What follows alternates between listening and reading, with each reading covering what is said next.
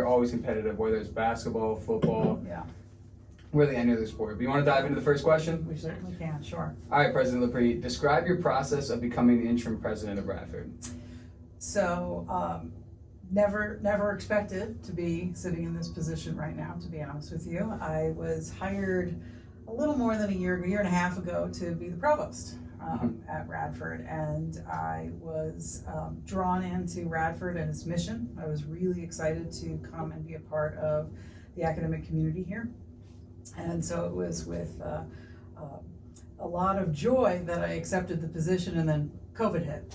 Yeah. And so I actually moved here in the middle of the pandemic, didn't have a chance to see what Radford was all about in person for quite a while, really until this year started. It was in about February that President Hemphill announced that he was leaving to go to Old Dominion, and it was very flattering when he asked me if I would be willing to consider stepping in as to be the interim president, and it just kind of transpired from there. Worked with the Board of Visitors, who were very kind and very welcoming. I felt very supported by our cabinet, and started the interim president position on July 1st of this year. So it was a bit of a whirlwind. Yeah, it sounds like it happened kind of fast. I think that's the short way of answering that question. So where'd you move here from? You said you moved here. I came from New York. From New York, yes. I'd spent 11 years at Marist College in Poughkeepsie, New York, right on the banks of the Hudson River. So nice. Beautiful place, but Radford sucked me in with its story and its mission and the people, and I'm really happy to be here. So when President Hemphill in February asked you to take over as president, were there any second thoughts or things you had to think about or people you had to discuss with, or were you just very Oh, sure. Yeah. Sure, because I really just started to get my feet wet with the position that I was in, and I was very proud to be working with academic affairs. But my children, I have twin daughters, and my husband, and we all sat down and thought, gosh, what an opportunity to continue to work as best I know how for an institution that I believe in. And so it took a little bit of thinking, but at the end of the day, I was happy to serve in whatever capacity Radford wanted me to serve in. So. And what are a few goals that you and your team or you and your staff are working towards since you took over? Sure. Some of the biggest ones right now, we certainly want to make sure that we are taking good care of our students. I think for me, that's always been the driver of being in higher education is students first. And so some of the biggest things we're working on now are how do we work together to help students feel like they belong, to help students feel supported so that they can do their best work in the classroom, and then ultimately, how do we make sure that you are successful? How do you get your jobs? How do you go to grad school? All the things that our students we know want to do. And so we're working actively on different retention initiatives. We just made, on Friday at the State of the University, I announced the presidential promise, the Highlander promise, that every student will have an opportunity to get one experiential learning opportunity while they're at Radford. That's been something I'm really, really excited to be part of and to announce, because we think that that experiential learning piece is so critically important in making sure that students feel engaged. What you're doing right now is experiential learning, as working with the radio station, but work-based experiences on and off campus, making sure we're showing how classroom learning translates to the real world, the so-called real world, right? This is all real world, but you know what I mean. So that's something that I'm really, really excited to be forwarding. The real curriculum coming online, I am just beyond excited to see in action. Really re-envisioning how we show that everything a student takes matters and counts towards learning and success in the future. There's a lot of things. Yeah, no, I know. We could definitely talk about this for hours. Yeah, no, we definitely could. Exactly. Now, backtracking a little bit, you said you came here as a provost. Provost. Like that was your initial position. How did Radford get on your map? Like, how did you find Radford? I had heard about Radford for a long time. One of as I became a professor and taught at different universities, I had spent 4 years at University of Tennessee, Knoxville. And one of my doctoral students, who is a faculty member here now, had gone to Radford as an undergraduate and just spoke so highly of his experience here and what he learned while he was here, and that he was really excited to get his PhD and have the chance to go back home and really work for an institution that he believed in. So it had always kind of been in the back of my mind. I'd started to think, I was at that point in my career where I was starting to think, what was my next step? Was I going to move on from the dean position that I'd been in for so many years?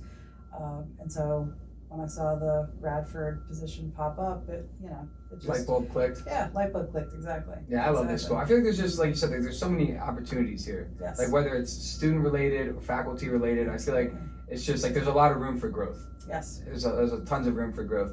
Yep. So now another question I have is, you previously worked at Marist College, University of Tennessee, California State University. So you've really traveled all around. Yeah. What are a few lessons and memories that you've made from those positions that you can apply to your work here at Radford? All of them.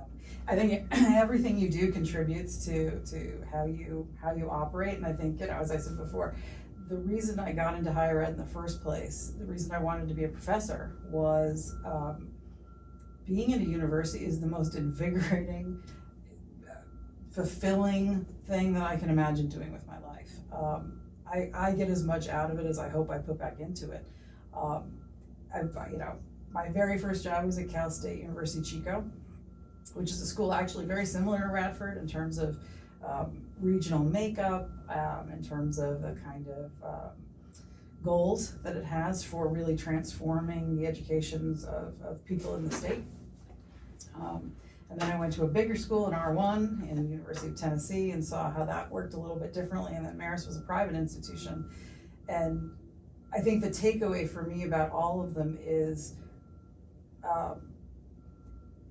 we have to make sure that we're taking good care of the students that we have, right? That we have this opportunity for this very short period of time when students are with us to show them how valuable they are and how important they are and how much they matter. And I think that's the thread that's tied all of my positions together, is whether I was in the classroom teaching them about journalism, which is what my field is, or whether or not I was working in an administrative position, of which I've done several. That's got to be the driver. It's got to be the driver, and then hopefully students will pay it forward someday. That they have a good experience, then they'll help others when they get to that stage in their lives. Now I heard you say journalism was what you studied, right? Yes, yeah. So what experiences can you talk about? Because I've read online that you worked for a couple of national publications and major media outlets. Yep. First off, who did you exactly work for, and what kind of work did you do for them? Sure. So I was a magazine journalism. My bachelor's degree was actually in English and journalism, and then my master's degree is in journalism. I wanted to work for magazines. I worked for some bridal magazines. I actually worked for Modern Bride, and then most of my experience was with a magazine called Martha Stewart Living, which was wonderful. I loved doing it. I actually had the opportunity to live and work in New York City, which was fabulous.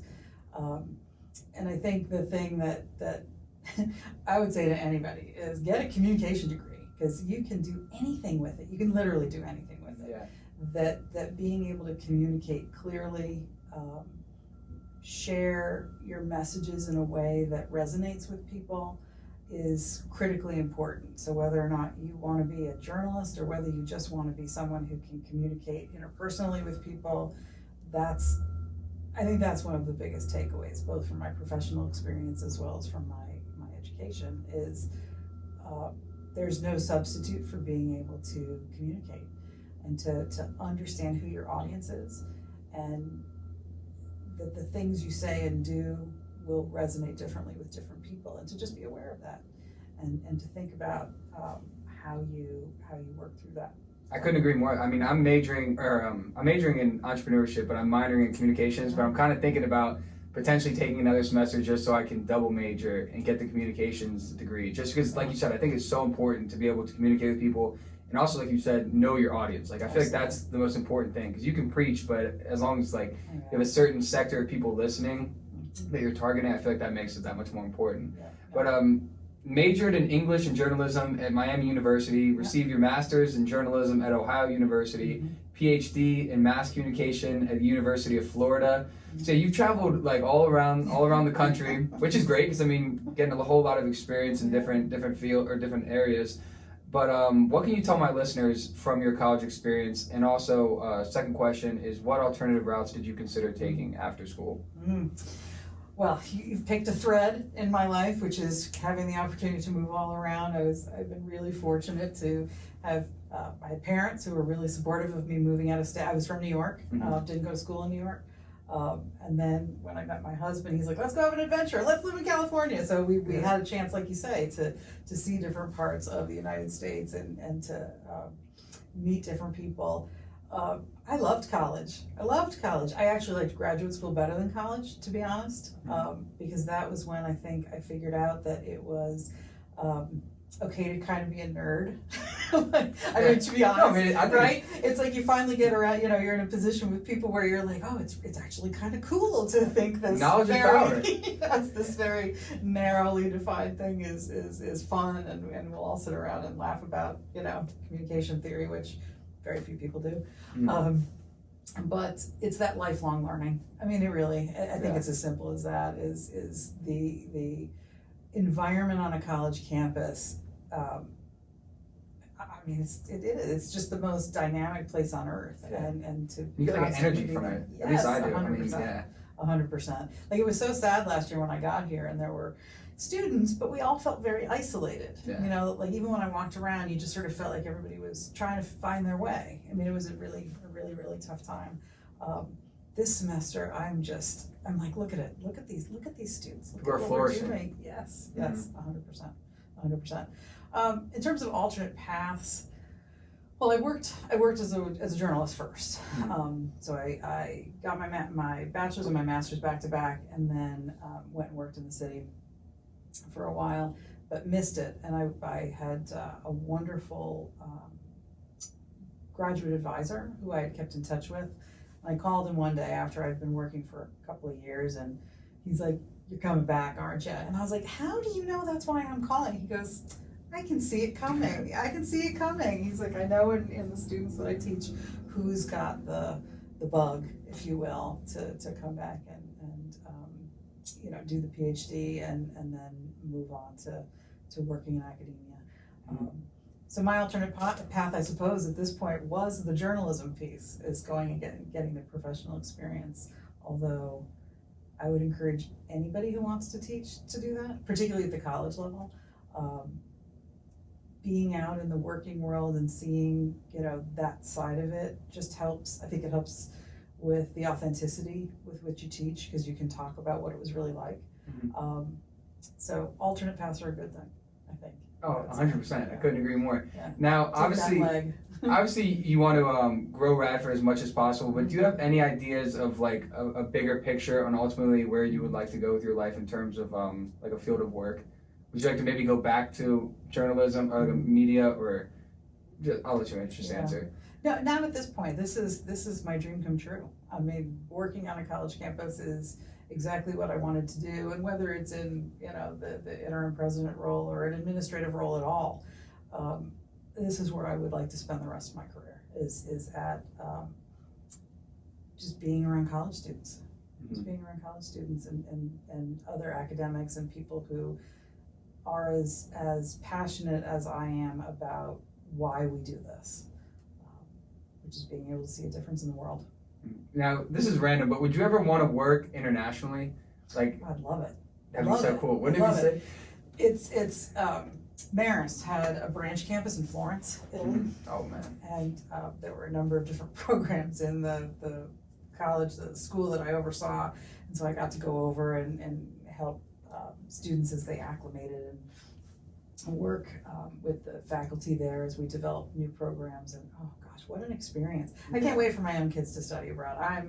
Go, Yeah. Take that opportunity. Did you study abroad? I didn't. It's one of my biggest regrets, actually, is that I didn't. It wasn't, I don't know, I was worried about getting an internship and doing those things, and it just, like, my roommates all studied abroad. I don't know why I didn't, actually. Yeah, I tried to. I was going to study abroad at Monash University in Australia. Oh, And then COVID kind of just everything like came. upended it, Yeah. But I was excited for it. I mean, we'll definitely like to travel to Australia at some point. definitely. But it just looked like a crazy campus and just like the surrounding area and I just like the idea of just like isolating yourself and like not being with people like that you know what I mean, kind of challenging yourself to like grow on your own and everything.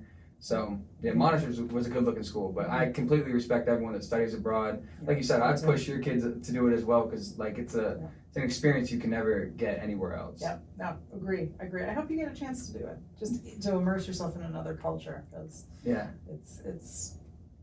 I have friends that are doing it, and I'm seeing posts on Instagram, Facebook, Snapchat, and I'm like, it just looks awesome. I'm like, it looks like a great time, and also like the food, like the people you meet, like you said, there's just everything bundled in at once. But another question I have for you, transitioning, co-author of U.S. Media and Diversity, what inspired you to become an author, and do you have any other idea of books that you'd like to publish in the future? Well, part of it is, as anyone who goes into, gets a PhD and wants to be a faculty member, be a professor, doing that research is a key component of it. Part of what you're doing is teaching, and part of what you're doing is generating new knowledge and trying to help expand the field in which you have your PhD. So my discipline is communication, and my specialty area was journalism. And then as my career went on, more and more of the research I was doing was on gender. It was on representation and how the media, it's not a good thing or a bad thing, it's just how does the media represent minorities, how does it represent underrepresented groups of all sorts, including gender representation. And when I was at University of Tennessee, I had two colleagues who were also doing we were all doing kind of pockets of it. I had one colleague who was very active in the representation of Asian Americans, the representation of Native Americans, and I had another who was also doing gender like I was and doing the representation of African Americans and Hispanics. And we all kind of came together and thought we should write a book about this. More and more journalism programs were teaching about representation of diversity, and there was kind of a hole in the field. And so we pitched the book to a publisher who thought, yes, we don't really have sort of that comprehensive reader, if you will, on what's out there, so that faculty members could use it as a launching point for conversations in their classroom. So that's where that came from. We're actually working on the 3rd edition right now, which is exciting. Yes, it's the one thing when I get home at night, I'm like, ooh, I gotta go work on that some more. I gotta go work on that some more. But I think it just keeps me active, and sort of stretches that other muscle that I have liked being able to do for so many years, is that research piece. I don't know what in the future. I don't have a good answer for that. There's probably a million ideas. We're gonna do the 3rd edition of this one and see where it leads. Now, as far as the 1st edition goes, from start to finish, Mm-hmm. from the time you started to the time it hit the shelves, how long of a process was that? Gosh, 2 years. Wow. It might have even been a little bit longer from the time we really wrote the proposal up to when it finally got, it takes a long time. Oh yeah, I can imagine. It takes a long time. The 2nd and 3rd editions are faster because we're really just updating what's in there, adding a few new chapters. But yeah, the first one was. Is it on Amazon? It is. Okay. Yeah, So everyone watching or listening, whatever you're doing, scroll down below. I'll have the link in the description. Make sure to check it out. There you go. Yes. And is there an audio version, like everything? There isn't. But Okay. Maybe you should do that. Maybe that's the next step. Maybe that's the next step. For the 3rd one, get the special Audible edition. Exactly. You can listen to it in the car. I always ask my guests this at the end of the episode, but what is one piece of advice you could give to everyone listening? I think my biggest piece of advice, and it's the same, I will say it's the same thing I've said to my children as they started their college experience, is just take chances. Go out there, get involved. Don't, this is your moment to not be afraid to try something new, and if it doesn't work, great. Now you've learned that that's not the thing that works. Go do something else. I love hearing the stories of progression, of how you know, a student might come in and they're nervous, or they don't feel like they belong, or they don't feel like that this is the place for them. And then they take a chance and they join a club, or they talk to a faculty member after class, or they, you know, take their roommate and let's go, you know, grab ice cream, whatever. It's something simple, right? But right now, I think this, for me, matters even more, because I think we have a whole generation of college students, freshmen, sophomores, particularly right now, who've had their education disrupted and their social experience disrupted, whether or not you spent an entire year online or half a year or whatever it was. I think it's made people more nervous about maybe taking some of those chances, because the world seems so uncertain. But trust that the people here have your back.